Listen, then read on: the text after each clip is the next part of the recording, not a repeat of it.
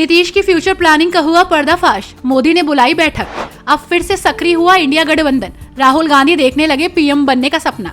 BJP करे ये काम, फिर सभी सांसदों के साथ पीएम मोदी को समर्थन दे देंगे उद्धव ठाकरे। साल के अंत यानी कि दिसंबर में झारखंड के विधानसभा चुनाव होने वाले हैं। इससे पहले सभी दलों ने चुनावी तैयारियां करनी शुरू कर दी है। बिहार के सीएम नीतीश कुमार की पार्टी जेडीयू ने भी झारखंड विधानसभा चुनाव लड़ने का ऐलान किया। जेडीयू ने राज्य में पहली अपनी सक्रियता बढ़ा दी है। हालांकि बिहार की तरह झारखंड में उसके बीजेपी से गठबंधन होने की संभावना कम ही है। ऐसे में संभावना जताई जा रही है कि नीतीश की पार्टी 4 महीने बाद झारखंड में एनडीए के खिलाफ लड़ती हुई दिखाई दे सकती है। जनता दल यूनाइटेड की झारखंड यूनिट के नेताओं ने स्पष्ट कर दिया है कि अगर विधानसभा चुनाव में बीजेपी गठबंधन नहीं करती है तो उनकी पार्टी अकेले चुनाव लड़ेगी। आपको बता दें कि पिछले दिनों झारखंड बीजेपी के दिग्गज नेता रहे सरयू राय ने पटना स्थित सीएम आवास में मुख्यमंत्री नीतीश कुमार से मुलाकात की थी।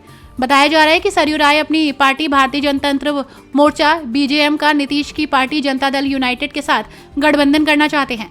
दोनों नेताओं की मुलाकात भी इसी सिलसिले में हुई है। जेडीयू प्रमुख नीतीश कुमार अगर सरयू राय की पार्टी के साथ मिलकर झारखंड विधानसभा चुनाव लड़ते हैं तो ये बीजेपी के लिए बड़ा झटका होगा।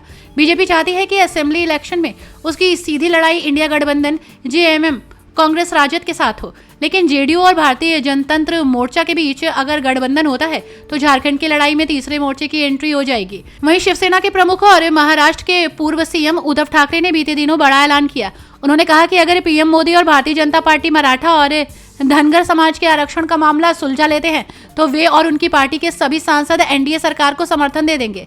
आपको बता दें कि महाराष्ट्र में लोकसभा चुनाव के बाद अब विधानसभा चुनाव की सरगर्मियां तेज हो गई हैं। सत्ताधारी गठबंधन महायुति और विपक्षी गठबंधन महाविकास अघाड़ी के नेताओं के बीच खूब सियासी वार पलटवार हो रहा है। इस बीच शिवसेना यूबीटी के प्रमुख और महाराष्ट्र के पूर्व उद्धव ठाकरे ने बीजेपी पर खूब निशाना साधा। उन्होंने कहा कि लोकसभा चुनाव में बीजेपी वालों की हालत इतनी ज्यादा खराब थी कि प्रधानमंत्री नरेंद्र मोदी को भी पसीना आ गया था। अगर मुंबई में आखिरी चरण तक चुनाव कराया जाता तो बीजेपी के लिए और कठिन होता।